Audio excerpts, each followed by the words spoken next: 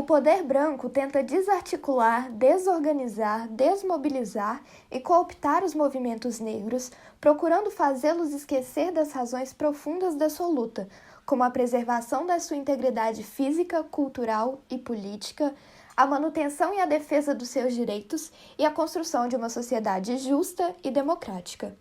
É com esta frase de Abdias do Nascimento que iniciamos nosso episódio de hoje. Sejam bem-vindos ao Elicast.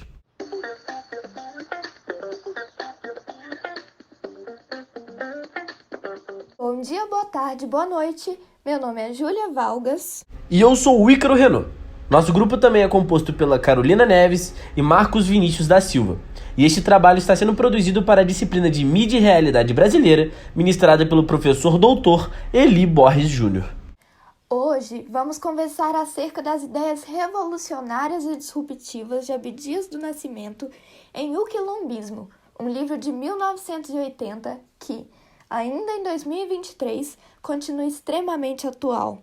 A obra é dividida em 7 documentos e tem como objetivo evidenciar a opressão que a comunidade afro-brasileira experimenta no Brasil desde 1500, quando os portugueses não descobriram, mas chegaram às terras sul-americanas com a intenção de colonizá-las. Negro e brasileiro, Abdias do Nascimento explicita as formas de violências físicas, simbólicas e epistêmicas que não são mencionadas na narrativa eurocêntrica que atende aos interesses econômicos dos portugueses sobre a colonização da antiga terra de Vera Cruz. O primeiro documento discute o mito da democracia racial, especialmente a partir do ponto de vista da população negra, que desde o século XV tem sido vítima de um projeto racista, opressor e genocida.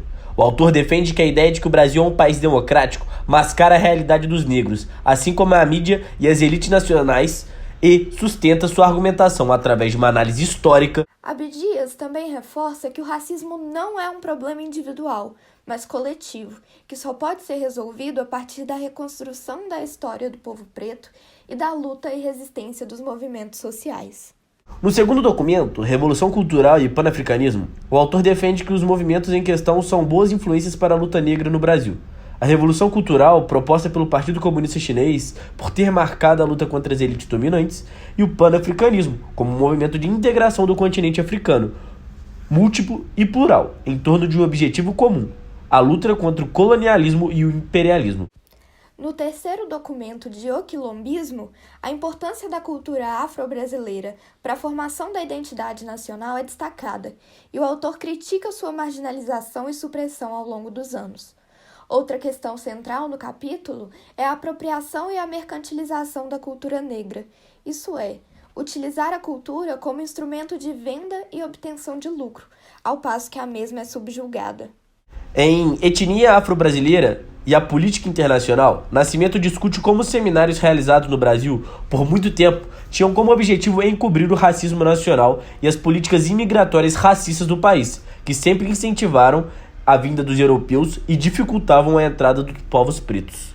É importante dizer que, neste capítulo, o autor também defende que os responsáveis pelos extermínios racistas sejam julgados assim como foram os nazistas, visto que cometeram crimes contra a humanidade. Reflexões de um afro-brasileiro, Abdias do Nascimento lança luz sobre a obra afro-brasiliana, A Working Bibliography, de Dorothy B. Porter, que explicita personalidades negras que atuaram em prol do racismo no Brasil, denunciando a liquidação mental dos negros e o papel dos escravocratas luso-brasileiros na manutenção do regime escravista, enquanto se mostravam grandes humanitários para as pessoas escravizadas. O folclore também é visto como um mecanismo de enfraquecimento da cultura negra, visto que uma cultura viva, atual e pulsante é retratada como algo fixo e mítico.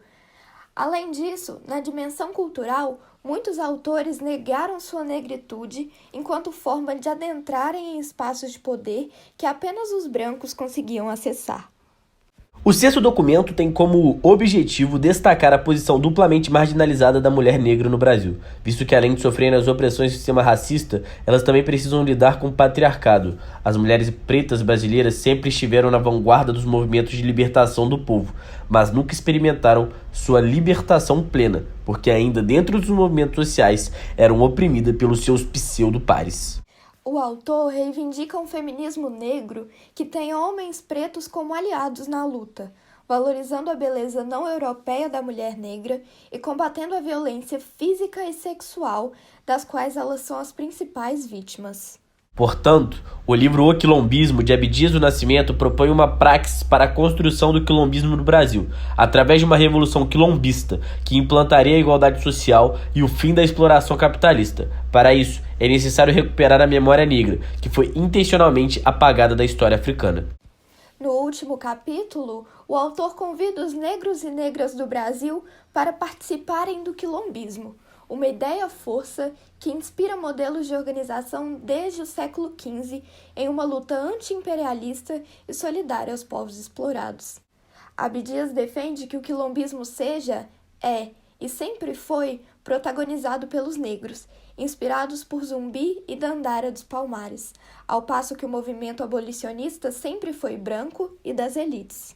Segundo o autor, o povo preto precisa enfrentar inclusive uma ciência eurocêntrica, se opondo à colonização mental portuguesa. É preciso reinventar a si mesmos e a sua história, aproveitando o que for útil da sociedade atual, mas valorizando e reconhecendo os saberes produzidos pela população afro-brasileira para a construção de um novo Brasil. A revolução quilombista proposta é antirracista, anticapitalista, antilatifundiária, anti-imperialista e antineocolonialista. Abdias do Nascimento finaliza o livro com a proposição de uma Semana da Memória Afro-Brasileira, com o objetivo de popularizar a cultura negra no Brasil e movimentar os afro-brasileiros em prol da luta quilombista.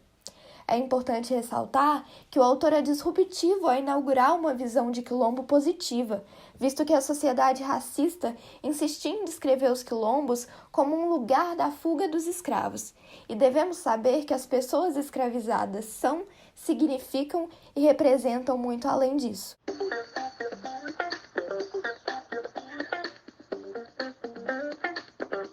Esse foi o episódio do Elicast de hoje. No fim, o que fica é a reflexão. Estamos contribuindo para a formação de quilombos, mais que como lugares físicos, mas como ambiente de construção e afirmação cultural negra? Somos aliados na luta antirracista e anti-imperialista? Que tal começarmos a reivindicar a valorização do conhecimento negro a partir de Abdias do Nascimento? Obrigado pela sua audiência de hoje. Obrigada e vejo você no próximo Elicast.